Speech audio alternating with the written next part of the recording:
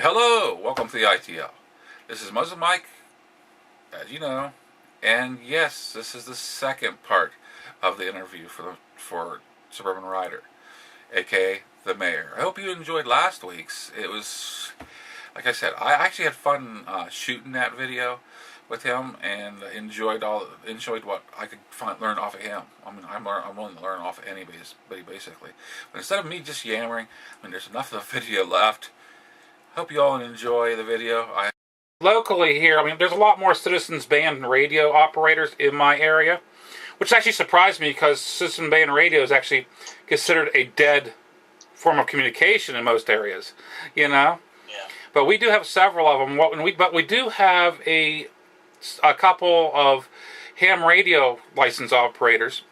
And what we have to do is we have it set up as kind of like a repeater setup, where if they get a hold of important information during a crisis situation, they'll actually go onto their CB radio and relay to us on a certain channel.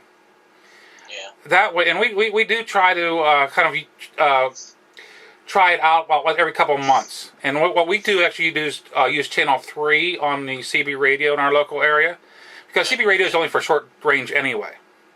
Yeah.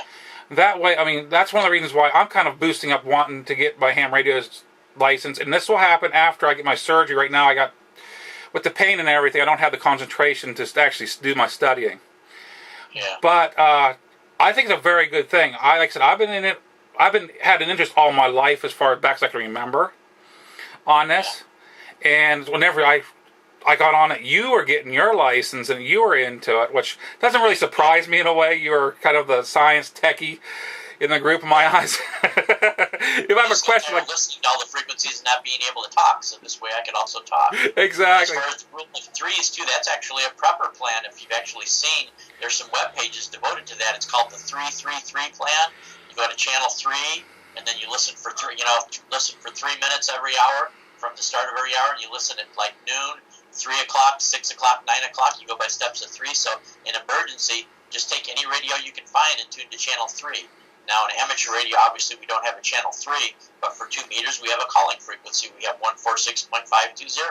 So you would go to that one. You would listen for about 3 minutes at the top of every hour to see if anybody has any traffic or anything's going on. But yeah, that's the 333 response plan. I've heard of a lot of people. Some people get a GMRS or an FRS radio and take that on channel 3. They hand out in their neighborhood, especially if it's a small town, hand out those walkie-talkies from Walmart. They cost like $30 for a pair of them at the thing.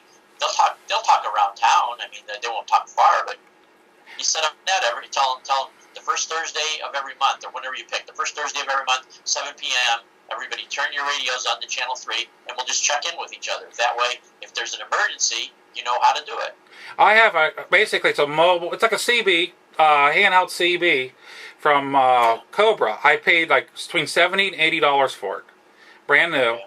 And it has the antenna you can stick on a car roof or whatever.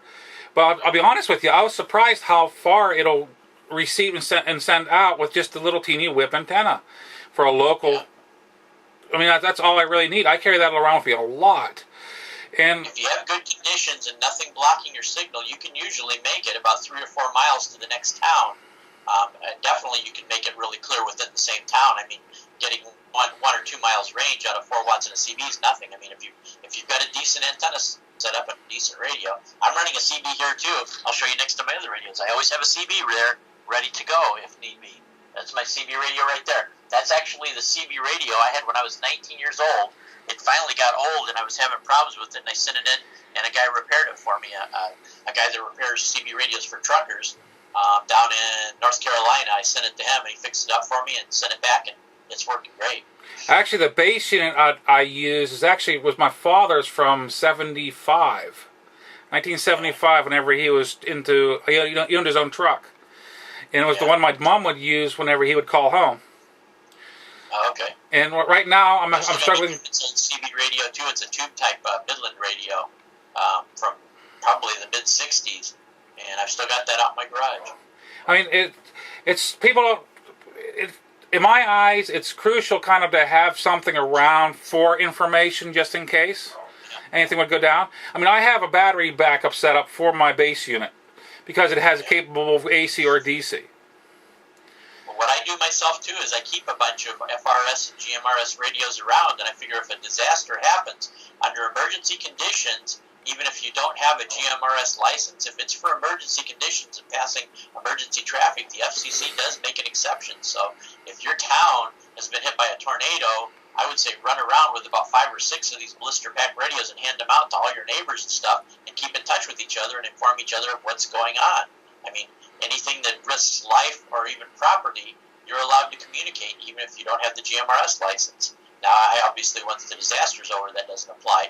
You should still get your GMRS license. I don't know, I think it costs something like $35, whatever it costs. But there's no test or anything. I mean, it's just you send in your money, $35, whatever it is, fill out the application, and you've got a license for 5 years.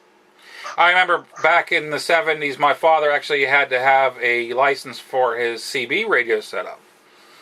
In fact, I have my own license, my own call letters, KLH6, what is it, KLR 6704. His sticker's actually still in the back end of the Royce base unit that I have. I just keep it back there in basically remembrance of him. I mean, he was a very, very good technician. I wish I would have inherited just half of what he knew. But this is actually good. If you have 2 or 3 towns that are close by, you can just have relays between the people too. I mean, if each person has a decent antenna on their house, you can keep communication going between 3 or 4 local towns within maybe a 10 square mile area, no problem. That is, I mean, we have about, the town that I would like to communicate is about 15 miles away. That's why I'm working to get a better antenna on top of my roof. I mean, I could reach it. I'd have to go a little high to get up above some obstacles. But it's a push, you know? It's a push. But it depends on the elevation of your area. I'm not in a low spot, but I'm also not in a particularly high area either. So I do sometimes have problems with reaching certain areas, but the Chicago repeaters, for some reason, that direction is a real good one for me to reach. I have no trouble whatsoever. I even have for my VHF and UHF radio, I have an omnidirectional antenna. I don't even need a beam, although we have another repeater on 220 that I do need a beam for because it's a rather low-powered repeater and it doesn't have as good of a receive on it, so I have to have a beam antenna. And then by using a beam antenna, you're concentrating your signal just in one direction. So if you're putting out 50 watts of power on an omnidirectional and you put that into a beam, it's the same as if all of a sudden you came up with a 200-watt radio, because all that power is just going in one direction instead of spread out in all directions. And I mean, we're running up quite a bit high here. I know we're going to I'll be cutting this up, but just as a little bit of a side note, if there's viewers that are interested in just wondering what we're talking about here, if you have an Android device, you can go up on Google Play, and there's actually apps you can listen to ham radio operators talking. Okay. Yeah. I've actually downloaded them and tried several of them out, and they do work well. And that, I mean, you get a taste of what is this about. And so I know it's a completely different ball game whenever you're an actual operator doing it yourself, but it'll give them a taste. CB radio, we don't do 10-4 each other, or we don't, anything like that. Most of it is actually just normal talking, like we're talking on Skype. Ham radio really doesn't use a lot of different lingo or codes. They use some, you'll hear some, but not anywhere near as much as a lot of the average CBer probably uses.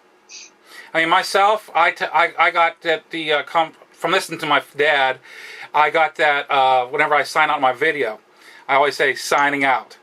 And I know that's that was an old term used for signing out in radios, you know?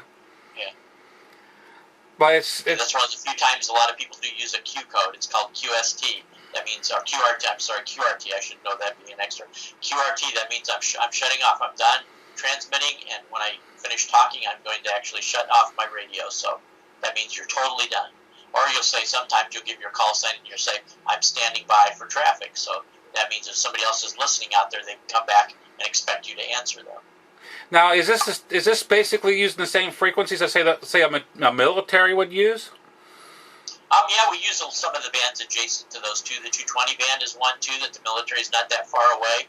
Some of the VHF bands, too, like in the 440 range. The military is not real close to us, but in the same basic area, yeah, maybe the upper 400s, lower 500s, stuff like that. So, what brings me to thought is like the 70s TV show MASH, whenever you'd see radar getting on the radio, you know? Well, there's the FM radio band, too, which goes all the way up to 108, and then just above that, especially around 113 to 115, is a lot of air traffic, and then above that is the 140 band, which is our band. So we're in the 144, 146 band so we're just above the airplanes, and they're just below us. And the airplane frequencies, I believe it's still AM. I think they're still broadcasting on AM for some reason instead of FM. I don't think they've switched over yet. I heard that we usually broadcast on FM. You can communicate with satellites and. Yes, there are amateur satellites, and there's also astronauts that will talk to you once in a while if they have an amateur radio licensed astronaut go up there. They will usually take some time, out of their limited schedule out and actually make contacts. And that's quite a thing for a ham radio operator to actually put it in their logbook that they talked to the International Space Station and an astronaut.